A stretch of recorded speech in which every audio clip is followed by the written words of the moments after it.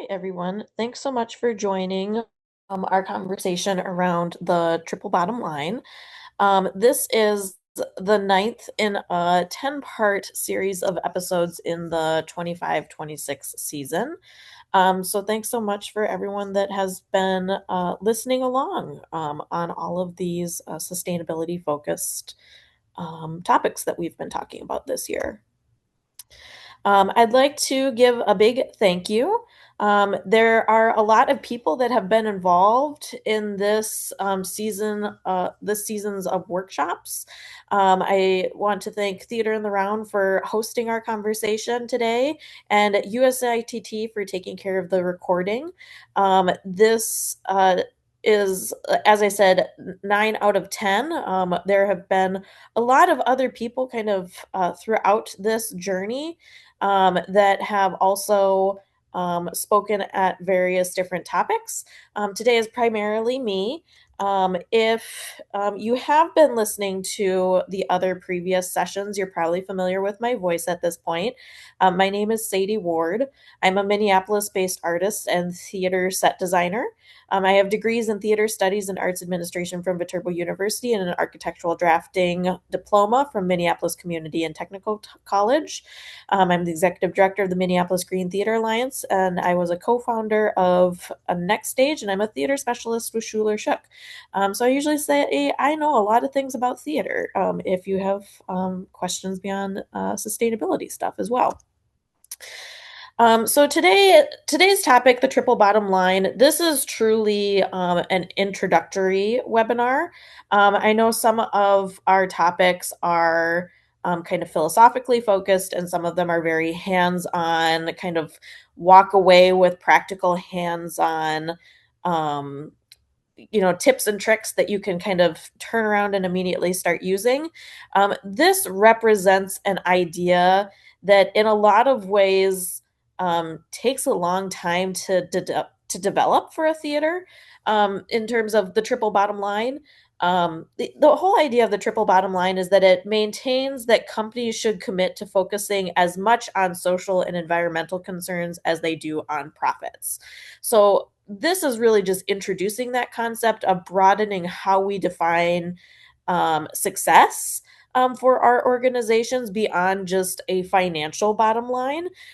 This is not going to be kind of literal financial advice in this session. This is more about opening up your mind to how am I really defining success for my organization? How do I know when I have been successful? What are my benchmarks for that? I would love to do more work with theaters on how they create their own triple bottom line. This is a topic I've actually talked about for a couple of years with various theaters. In a lot of ways, I think that nonprofits are really geared towards the triple bottom line. I think we see a lot of large for-profit corporations that are kind of embodying the triple bottom line. But I think in a lot of ways, a lot of what nonprofits are doing really aligns with the triple bottom line. We just may not have some of the documentation or some of the benchmarking or some of the kind of follow-up narrative that goes in place when we're saying, how are we reporting this out to say we've been successful in these various values statements.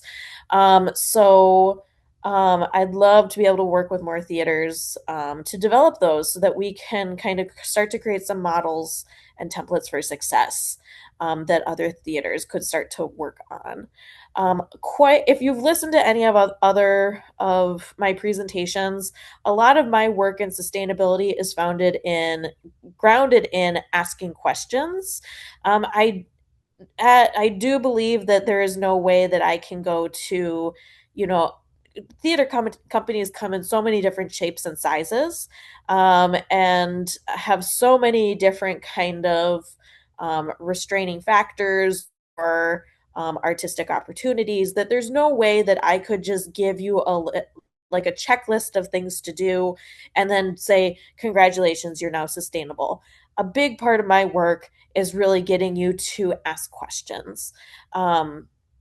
So again, this is an introductory topic for those reasons so that we can start to ask questions that get us on a path towards the triple bottom line.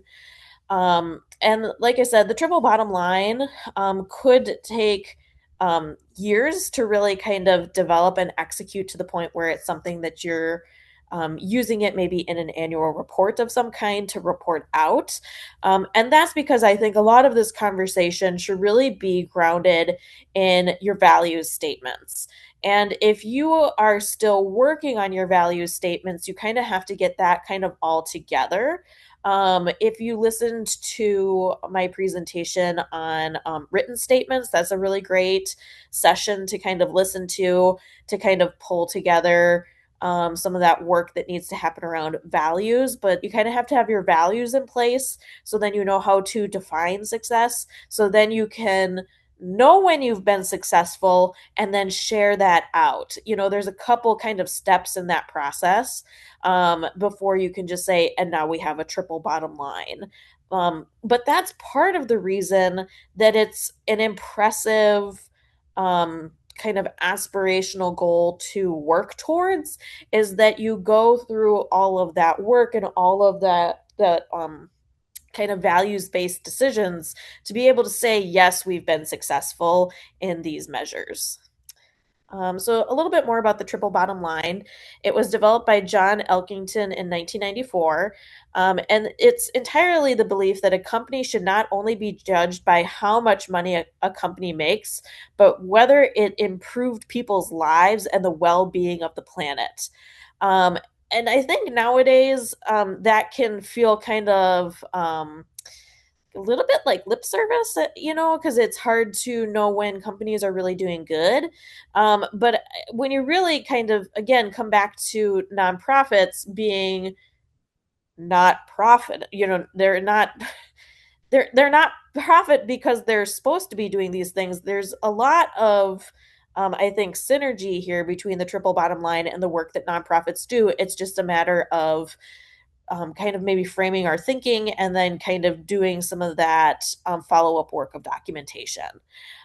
So the triple bottom line is a sustainable business strategy to support not only shareholders but also stakeholders. Right, in a for-profit company, a lot of value is given to shareholders, but I think particularly in nonprofits, particularly in theaters, there's a lot of stakeholders in your organization that may not necessarily be shareholders. Um, so it really helps you kind of broaden um, who you're kind of accountable to, but also just being realistic of, I mean, what theater doesn't want community, right? So it's really being able to say, yeah, we care about the community enough that we want to follow this business strategy to help us define when we've been successful. So the triple bottom line, um, very commonly is referred to as the three P's: people, planet, and profit. I, in general, love all of the Venn diagrams of the triple bottom line because it really kind of helps you get that visual of kind of what we're talking about in terms of being able to define success, not only with profit, but also with people and with planet as well. I think particularly for theaters, when we start to think in these kind of three categories of how are we being successful, it really helps us expand our storytelling. And we want to be the best storytellers we can be. So this really gives us an opportunity to share when our organizations have been successful beyond profit. Because there's so much more to an organization than numbers on a page. We know that there's people, we know that there's planet and the environment, and I think so many great theaters are doing this work. And because we are structured to only define success um, in so like it's so ingrained in us in so many ways to only define success with profit, that it's almost like we don't get to take credit for some of those things. Like sometimes we're doing them, but how are we really reporting out and telling that story? I choose to focus on the triple bottom line because um I find that kind of the three categories of it just kind of resonate with me a little bit more deeply. There are different terms that you can use, or different kind of frameworks of thinking that you can lean into that would achieve kind of similar goals, kind of that idea of defining success beyond just financial bottom line. When you start Googling or researching some of this stuff, you will start to see some kind of similar words kind of pop up. Conscious capitalism, um, corporate social responsibility, ESG, which is environmental social governance. There's also big organizations that already exist that have kind of defined different sustainability development goals. Like the UN actually has 17 different categories of how you can define goals kind of through that sustainable lens. 17 might be a little bit daunting if you are just starting this work, but I say all that to, the triple bottom line is only one example of many.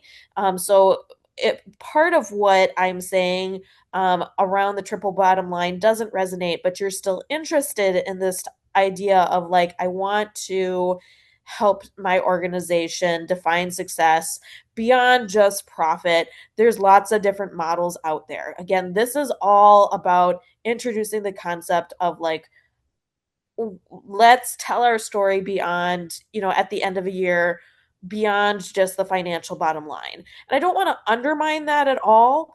There is a very real reality that it is sustainable to be financially viable, because when you can financially sustain yourself, you are inherently being sustainable. But when you only value profit, that's when things kind of start to get out of balance and start to, when you only make decisions with only money in mind, it really kind of narrows your focus quite a bit. So all that to say, I will be focusing on the triple bottom line in this conversation, but feel free to obviously research any of these other topics, and start to think about how you define success for your organization and how you report that out. So I wanted to do just kind of a reminder. I've mentioned system thinking a couple of different times in other presentations, but I think particularly when we're starting to think about how are we defining success in our organization, being able to kind of take a moment and reflect on system thinking, I think, is important, because if you are only defining success off of financial success, you're working within a system, right? And system thinking is a way to kind of help us simplify abstract concepts to see a bigger picture. So, like when you're kind of on this path of system thinking, you might first identify a conflict. And let's say your conflict might be, we are doing really well financially, but uh, we are maybe kind of lacking in some of our people, the value that is like people, to be able to really understand, are we doing right by the community? We might be making too many decisions, through that kind of specific system of thinking. So, there might be tension within that. And so part of that is kind of being able to kind of step outside of the situation and really start to identify what is actually causing the conflict. Is it the people involved, or are people operating within a system that has created an environment that is creating barriers and fostering conflict? So, kind of in this example of kind of tension around only defining success within the financial bottom line, the conflict maybe is with maybe your organization and your surrounding community. Because, when we are only operating within a system that says, well, we had been financially successful, I don't understand why people are frustrated with us. Um, you are operating within that system thinking, but then when you can step outside of that and say, okay, but why is this the only way that we're defining success? Because by only working within this way, it's causing tension with our community, so maybe we should be reflecting on that. So again, system thinking is a way to kind of take a complex system and kind of break it into representative components and relationships. There's lots of systems that exist in our world that we are operating within. Um, and we're aware of these to a certain degree some days, and maybe some days we aren't kind of aware that we're operating within systems. So there's economic systems, political systems, social systems, um, trash and recycling systems, building codes. These are kind of big systems that kind of define our society. And we are operating within them because we are a part of society. But sometimes these systems kind of force us to think in certain ways. So kind of this exercise of system thinking is being able to kind of step outside of the system and see, like, am I only thinking within the system, and am I only defining success within that system, or should I be seeking input outside of the system? So once you've maybe gone through that exercise of kind of seeing, like, I'm kind of restricting my thinking by thinking within this only kind of this kind of current way of thinking, I'd really like to think differently. You can start to expand or replace your current system thinking. And again, this will be the big theme of this presentation. But how do you find success within that system? Did you create it, or is someone else saying, I know you've been successful when, right? So that's kind of, again, part of that recognizing system thinking.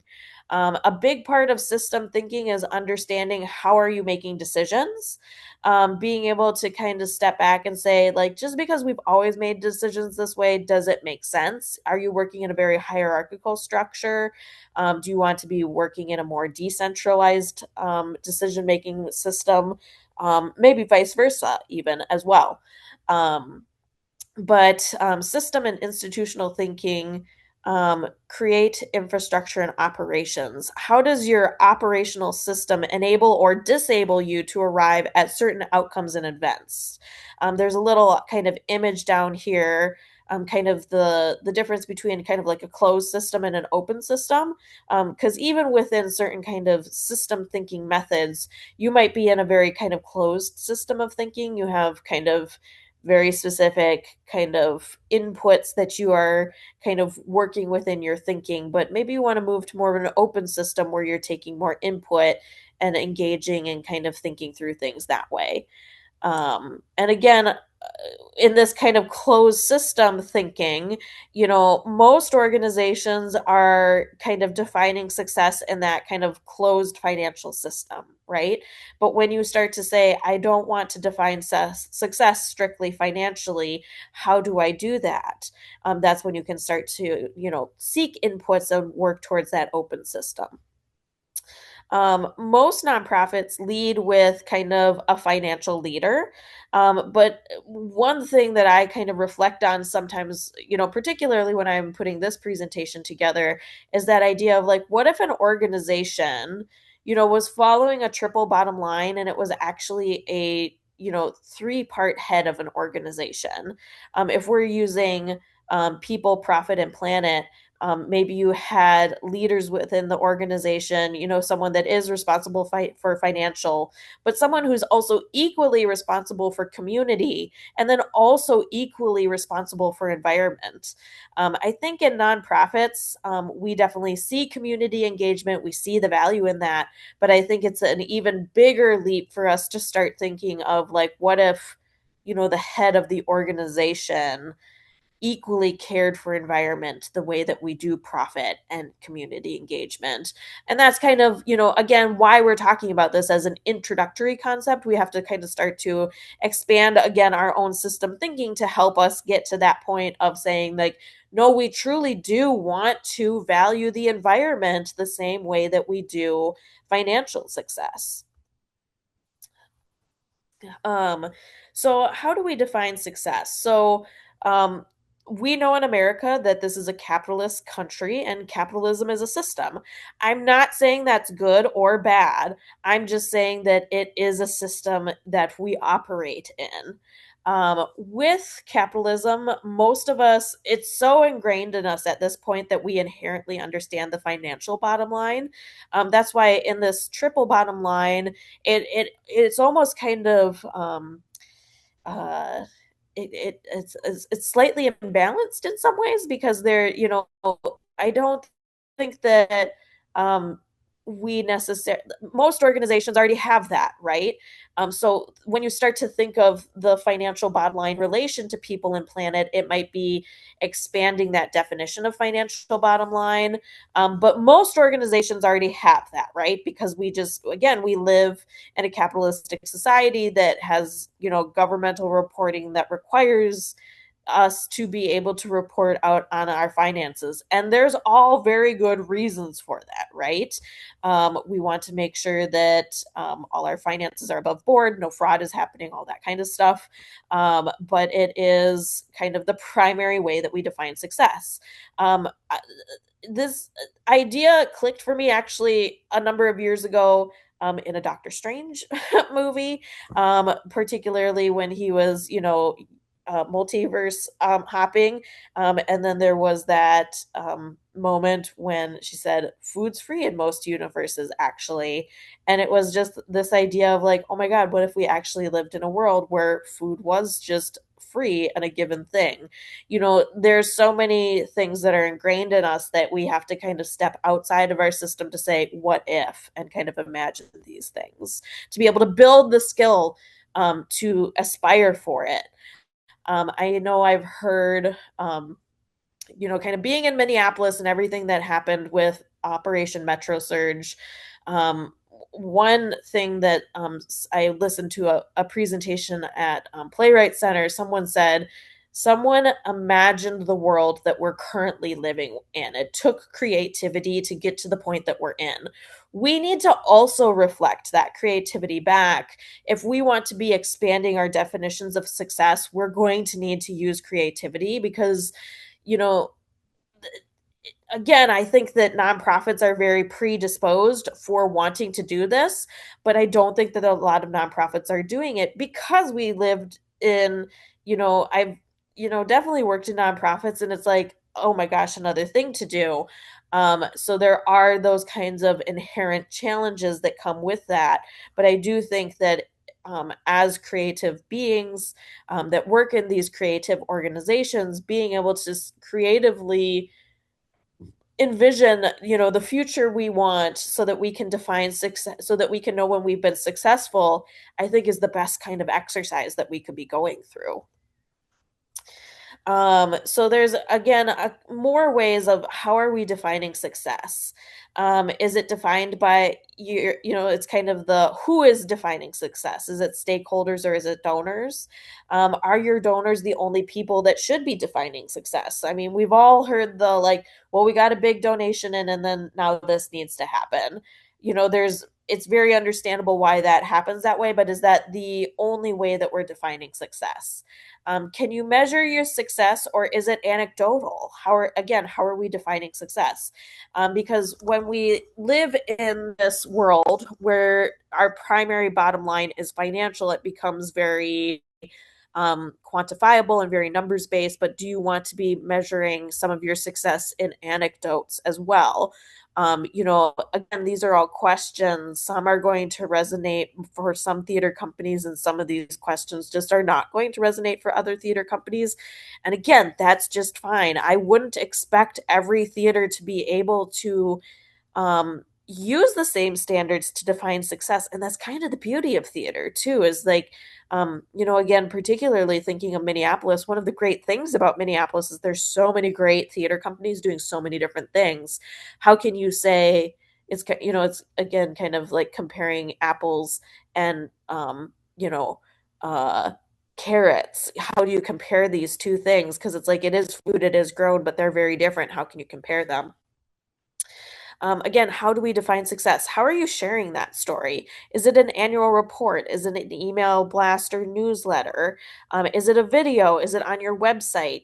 If you're going to do all this work, start to think of how you're sharing that story as well, because that is going to let people know that you are really living your values, and people are going to be attracted to organizations that are really values led. And that's how you get people to engage in your organization. And then how do we define success? How often do you review and refine your definitions of success? Is this an annual process? Is this a 5-year strategic plan? Do you talk about success in every Monday staff meeting? Again, that answer is going to be very different for different organizations. So metrics generally start with a question that we're trying to answer, right? What are you trying to prove is kind of the base of metrics. I am a really big believer that you shouldn't be um, taking metrics unless you're actually going to be doing something with them. In some of my other presentations, I've definitely pushed the like, go for the low hanging fruit. If you're trying all of this sustainability stuff for the first time, and metrics seem daunting, don't jump to that as your first thing that might overwhelm you. But what metrics should really be doing is helping you say, okay, we know we have achieved this, because we asked this question to begin with. And that's, again, a big part of like why we want to take numbers into account into certain scenarios. We want to know when we're moving the needle on things. And in the reverse, metrics can really help us be realistic with ourselves. We want to make sure that we're not, greenwashing anything in any way. So metrics can really kind of help us stay accountable to things. So to get to metrics, you have to know what you're trying to track. Because if you're going to go through all that work to track all that information and track all that data, you want to make sure that it's worth your time, right? So let's kind of focus a little bit on profit and financial. Um, so profit is considered the traditional or historic definition of success, again, because we live in a capitalistic society. I mentioned this at the beginning, but this is not the specific financial advice at this point. I'm not giving you kind of a template per se, to say now this is, how you're going to do this. Because again, this is just a concept. You still want to make sure that you're getting financial advice from an accountant or whoever your financial planner or advisor is. But again, we're starting to expand, not just the triple bottom line to include people and environment, but yes, we already have a financial bottom line. How do we broaden our thinking of that specific bottom line too, so that when we have that Venn diagram overlap, it doesn't feel disproportionate, but it feels interrelated with each other. And there again, like there's a lot of other systems in place that you have to still maintain, profit and financial. I'm not saying get rid of those things in any ways. But there's reasons that we live in a world that we already kind of understand what financial success means. But beyond the bottom line, again, kind of expanding how we to define financial success, there's lots of questions that you can be asking yourself. And again, my work is very questions based. This is just kind of like some example questions. Some of these might spark ideas for you. So, does your theater have a reputation for paying bills on time? Do you have diversified revenue streams? How reliable are your various revenue streams? What kind of ratio do you want between ticket sales versus donations? And this can vary a lot when comparing theater companies. There's some theater companies that are super dependent on ticket sales, and then there's some companies that are super dependent on donations, and then there's some theater companies that are very dependent on grants. Um, and a lot of theater companies have a mix of that too, right? You might be looking at the mix that you have and say, actually, we'd be a little bit more comfortable if we had more donations coming in or whatever it might be. So, um, understanding kind of that mix of revenue streams and kind of what you're comfortable with and what feels the most stable to you is a really great thing to spend some time reflecting on within the financial bottom line. And again, are salaries comparable to market data? Do you give out bonuses? What is your programming return on investment? What are your operating reserves? Do you have operating reserves? What is your average donation amount? What are your fixed expenses and are they sustainable? How transparent are your reporting systems? These are all questions that you can be asking yourself about your existing financial bottom line that can kind of help you expand your thinking on this. There's another way that you can expand your financial bottom line by thinking of profit and financial success beyond just your own individual organization. This is when we start to get into some of that overlap of the Venn diagram. So, this is where financial can start to overlap with the community a bit. How are organizations and people around your organization doing? Are you fostering economic wealth within your community? Because if you're doing really well, but the community around you isn't doing well, what does that say? Committing to financially investing in community through partnerships, developments, and investment. I think St. Paul and Minneapolis have some really great theater companies that do some really great long term work of investing in new plays and new playwrights and new works. That I think is a really great example of how you can be looking at kind of the community and the artists beyond just yourself to know, how can I sustain this long term? How am I putting investing in the community and in partnerships that are going to pay off long term? And I think we can all think of some local companies that you love, not just because um, they're doing good, but they're real. It's like not just good, but they're like really taking good care of the community around them. I know in Minneapolis in particular, um, there's been some really great organizations that have really stepped up in ways to really take care of the community, and people have really paid attention to that. So seeing, who are the people, who are the companies that are just taking care of their own business, not taking care of the community, or maybe not as involved with the community. It's particularly in difficult times that the organizations that take care of the community are just there for people and really doing the work. Um, Focusing a bit on kind of employees, kind of in our profit financial kind of definition of success. Because I worked in human resources for a number of years, so I pulled a lot of these reports over time. I think that there's a lot of time that you can really put into reflecting and developing financial success, particularly as it relates to your human resource, your employees. Are people being paid a living wage? That's becoming a really difficult question these days in this economy. Do employees have benefits? Do you examine total compensation packages? What intangible perks do you give employees? Is there a cost associated with those, or are they truly intangible benefits? Do your employees have a second job?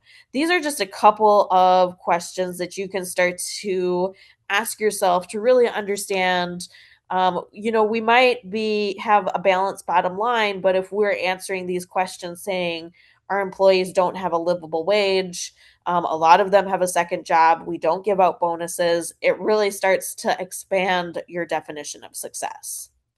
I've got to sneeze here for a second. Um, oh my goodness. I was cleaning today and there's just dust in the air, so thank you for that. Um, Kind of moving on from profit, I really want to focus on people. I have said this as the three P's: profit, people, planet.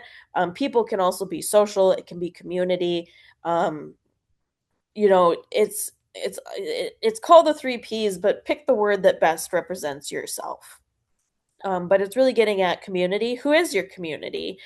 And in some of my previous presentations, particularly the one that talks about the intersectionality of sustainability and community, it would be a great a great webinar to watch and reflect on this topic specifically, because there's so many layers of community that go into theaters, and those layers kind of stack differently for different organizations.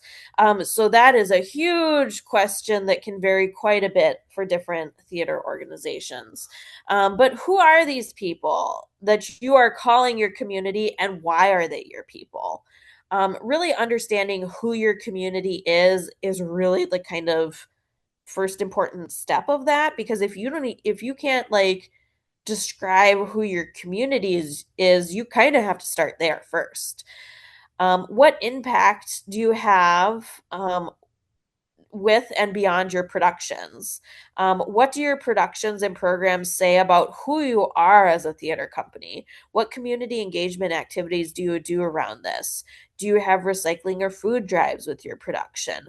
How are you educating your audiences? This is where we start to get into the community and the people impact of, we're not just doing a show, but we're doing a show to positively impact the community.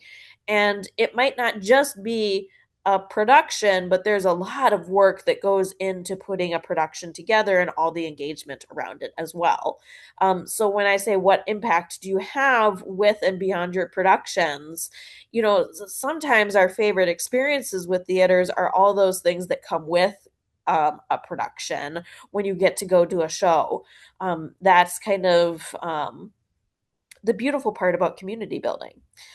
And then beyond kind of individual people, who are your community partners? What other organizations do you work with? Who aren't you working with that you would like to work with?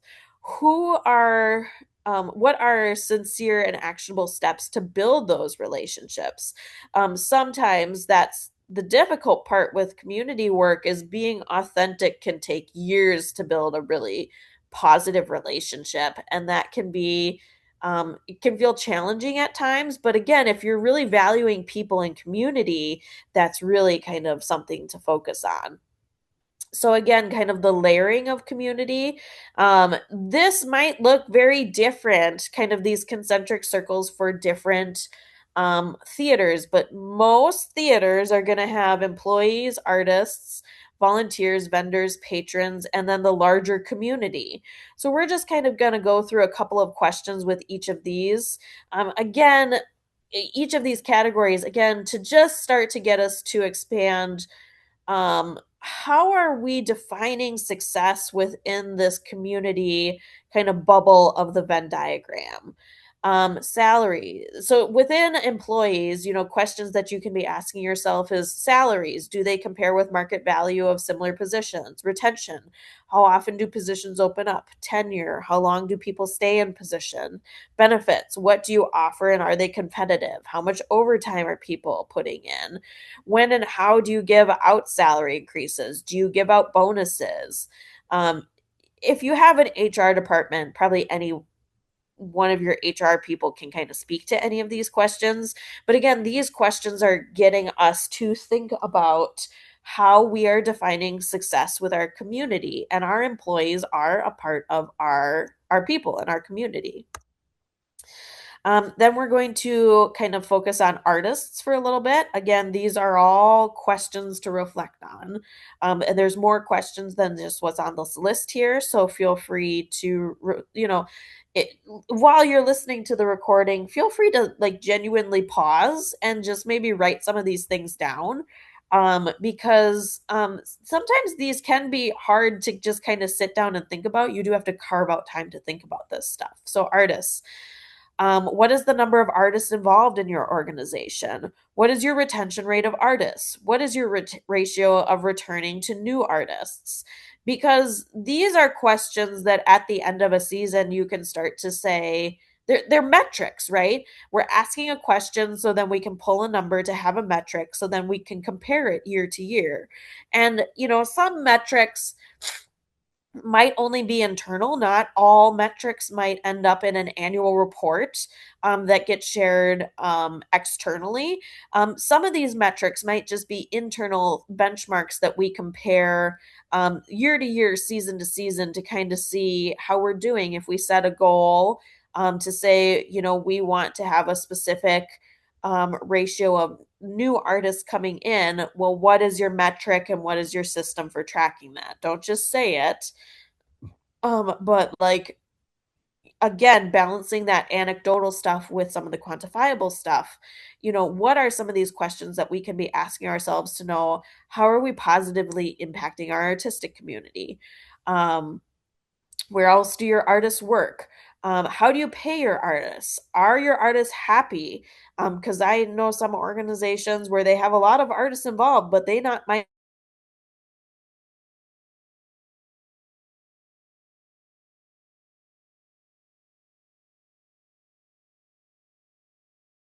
engaged with. As odd as that, what are the demographics of your artists and do they represent your community? Again, there's so many different questions that we can be asking to say, is this an important question that we want to be hold ourselves accountable to, that we want to be setting a goal for ourselves so that we can be reflecting on kind of our progress from year to year. Volunteers. How many volunteers are in your organization? How long have they volunteered? Do they enjoy volunteering? Do your volunteers believe in the work they are doing? What are your volunteer perks and benefits? How many hours are your volunteer program? How many hours are in your volunteer program? Do volunteers bring friends? Do volunteers spend time at your organization beyond their volunteer time? In the time that I've been a volunteer manager, these are all questions that any volunteer manager or coordinator is going to inherently be asking, just to make sure that the volunteer program is healthy. So there's some of those kind of daily operation things that, again, what are our goals for this? What are our benchmarks? How are we defining success within our people kind of bubble of the Venn diagram? Vendors are definitely relationships that we have as theaters with kind of the larger community. Money does speak loudly, so where you spend your money, because again, we're in a primarily capitalistic system. We understand financial success, but where you spend your money matters. That's reinforcing relationships, and it's putting money out into the community. Or if you have vendors that aren't local, you're not putting money into the community. Do you know your vendors? Do you know their ethics? Do you know the owner demographics compared to the employee demographics? Do you trust your vendors? Do you have long term relationships with your vendors or are they constantly changing?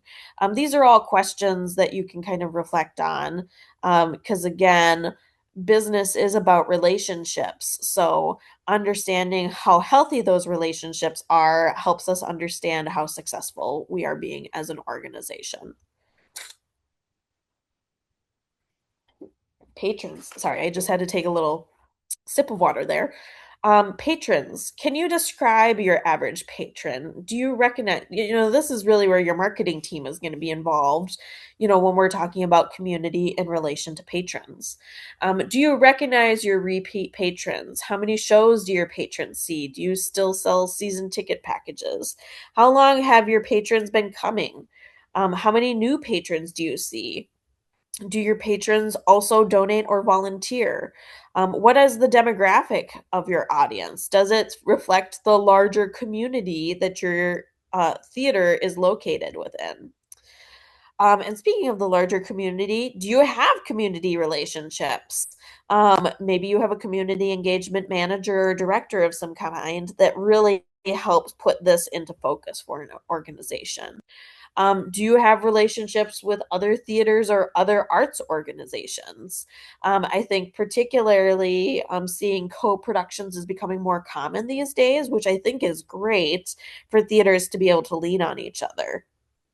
What opportunities do you offer to your community besides buying tickets? How do you invest in the community? How many long-term organizational relationships do you have? How many do you aspire for? So there are, again, this is all, a series of slides with questions to help us um, ask questions of our own kind of day to day practices and know how successful we are being with them. And then we're going to get to the planet and the environment. So this is a big part of um, what this whole series has been about is being able to do a lot of this kind of groundwork, establish our values, start to change our practices so that we can say, ooh, ooh, excuse me, my throat's dry.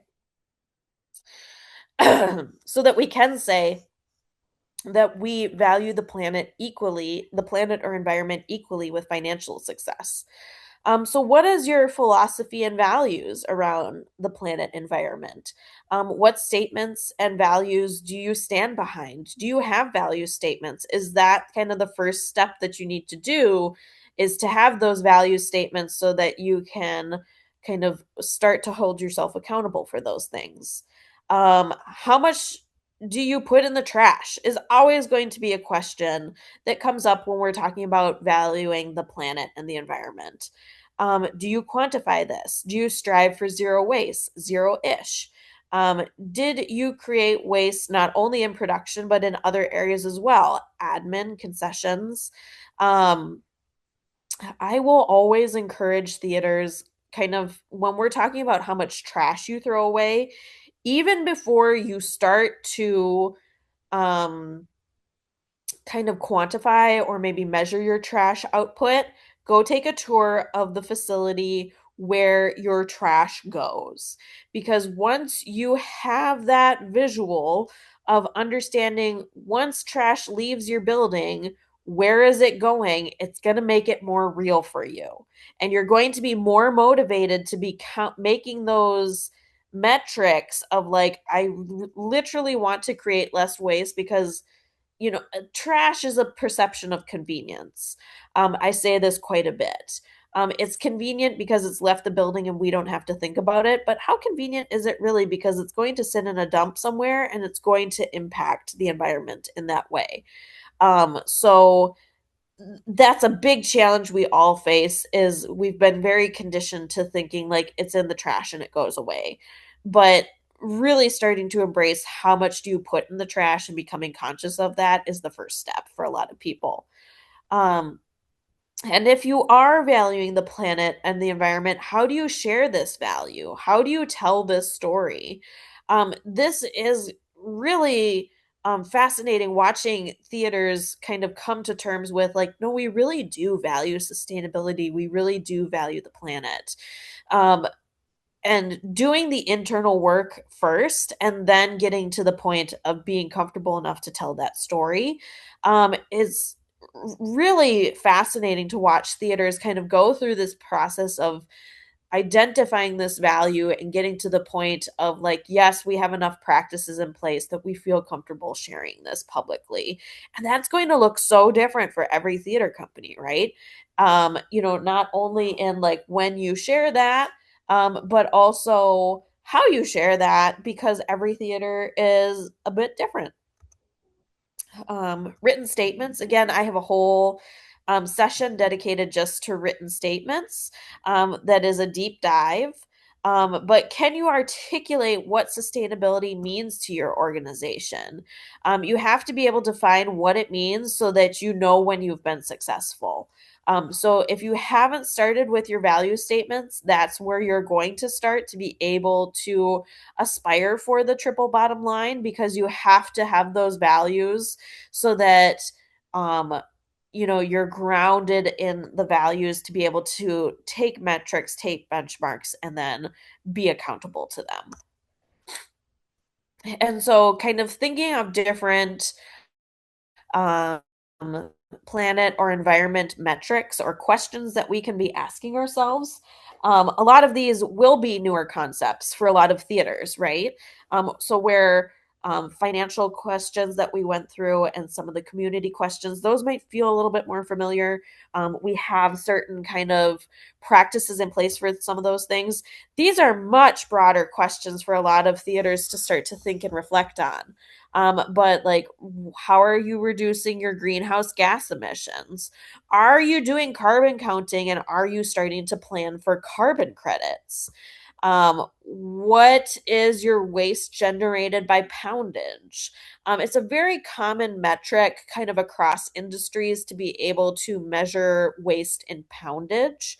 And so, and part of an annual report could say we reduced our waste output by 25% or whatever it might be. It's a very clear metric to kind of aspire towards. That being said, it can be a very daunting metric if you've never thought about it before. So again, a lot of this is foundational work so that and it'll take years potentially to kind of get to this point, unless you're really motivated. You might be able to, start say next year we're just gonna start aspiring for this stuff. We're gonna start counting our trash by poundage in this next year so that we can establish our baseline. All great things, but some of this, because they're new concepts for most theater, it's just going to take time to be able to wrap our minds around these things. So waste generated by poundage, that's always a big one, kind of particularly when we're looking at striking sets and everything. Energy consumption, fossil fuel consumption. Um, what is your proportion of raw materials sourced for making productions happen? Do you have a garden or a green space nearby? Do your employees drive or bike or take public transportation to work? What food do you cater in? Food may seem simple, but it can often be the first step for many organizations to start making some tangible decisions. Buy local, avoid things that have unnecessary waste with them, don't ask for utensils. Um, Eat less meat. There are some organizations out there that do make the choice to say, when we provide food, we will not be providing meat because we don't want to be responsible for uh, purchasing meat that we know is a big contributor to climate change. That's a whole topic in and of itself. But anyways, there's these huge broad categories that, like, it may be difficult to represent all of these, particularly as you're first getting started in, like, how are we saying that we are being successful when we're impacting the planet? I think the Theater Green book is a really good example of kind of having that kind of stepped process. The Theater Green book is a really great place to start for metrics.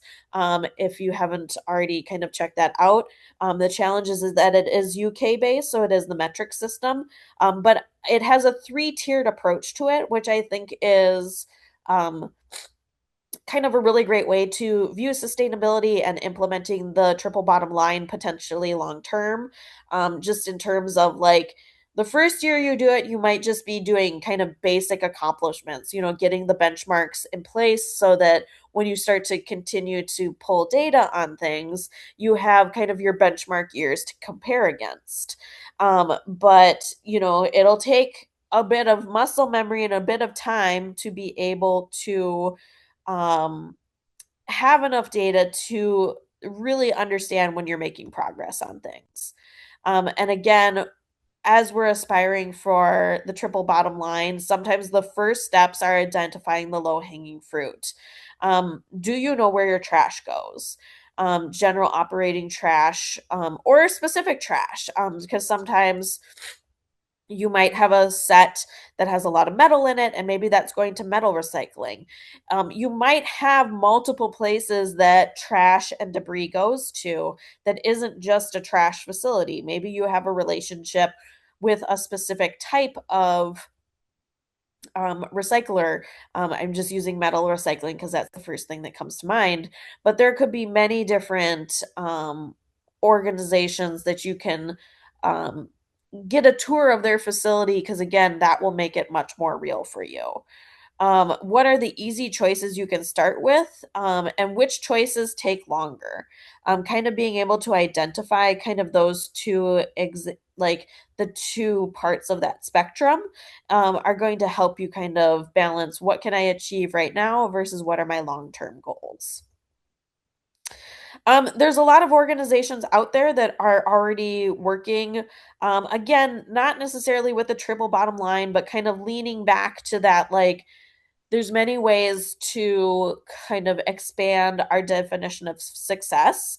And so I've got just a couple slides here, because again, we're just kind of, I want us to have some examples of what we're um, aspiring for. So Ben and Jerry's, I think most people know that they're a values and activism based organization. And part of the reason I bring this up too is this gives you a visual of like what are some of the examples out there of like how does this ultimately get this story get shared externally. So these are all just screenshots directly from these companies' websites. So I encourage you to go click through each of these different companies so that you can really start to see, okay, this is what they're putting out there. Do I believe that? Because that I think is part of that storytelling too, is really understanding how authentic are you being? Do you feel like you are leading with our integrity when we're talking about make incorporating some of these sustainability decisions, and is what's on the website really representing what you're doing in practice. Starbucks does put out there that they lead with the triple bottom line: profit, people, and planet. So, again, go to this website and see what Starbucks puts out there for being able to say that they are following the triple bottom line of valuing profit, people, and planet. Lego is another example that is putting out, um, some of their social responsibilities that they feel that as a company they uh, are trying to define their success by, right? Because you put it on a website ultimately because you want someone to hold you accountable to it to a certain degree. If it's on your website, you assume it's true. So again, these are all just some examples of where you can find some of these um, kind of abstract concepts that I've been talking about. See some of them on an actual website. And that does get us to our time. If there are any questions, you can always feel free to reach out to me. You can go to the Minneapolis Green Theater Alliance page and shoot me a question about any of that. But otherwise, thanks so much for your time here today.